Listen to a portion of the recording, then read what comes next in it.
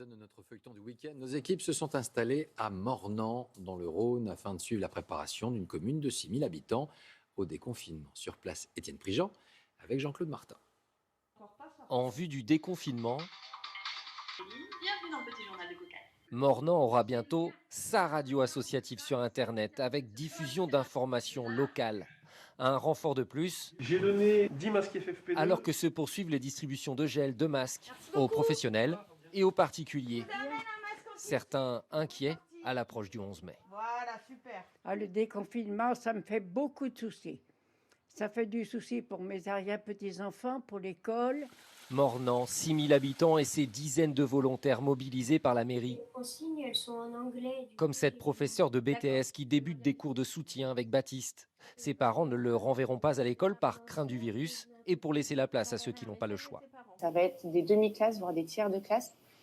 Ils vont faire quoi des autres enfants? Si on a la possibilité de garder nos enfants et trouver d'autres solutions pour pouvoir alléger un petit peu les enseignants et les municipalités, pourquoi pas? Un choix partagé par l'enseignante. Chacun doit prendre ses responsabilités et ne pas tout attendre de l'État, de la mairie, voilà.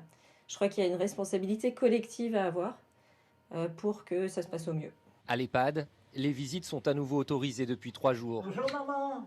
Bonjour maman. Tu me reconnais quand même? 30 minutes, pas plus, et des consignes strictes. 40% des résidents ont eu le Covid-19. La direction a attendu les résultats de la campagne de dépistage avant de rouvrir les portes.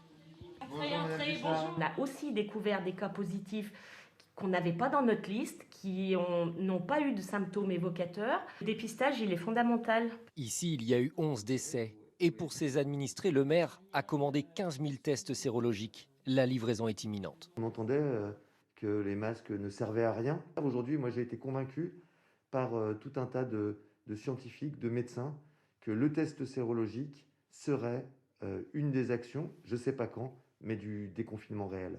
Il faut être prêt. 250 000 € de tests, déjà en partie réservés par des entreprises locales, comme ce centre équestre où les 9 salariés ont demandé à être dépistés avant la réouverture au public.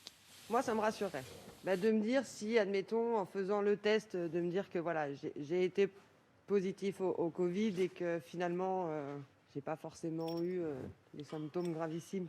Désormais, la mairie de Mornan attend le feu vert de l'État pour tester tous ses habitants volontaires.